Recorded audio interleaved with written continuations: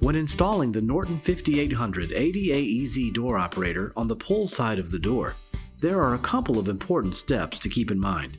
The pull application requires the use of a pin extension to raise the height of the pin above the top of the door and even with the arm shoe.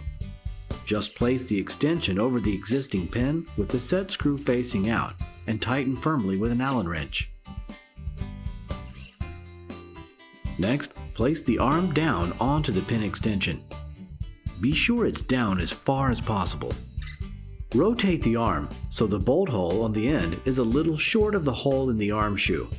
This should leave the arm at about 90 degrees to the door. Tighten the screws slowly in a circular pattern until the arm is secure to the pin. Push the arm into the arm shoe. You should feel the spring tension. This constant tension is necessary for the 5800 to operate properly.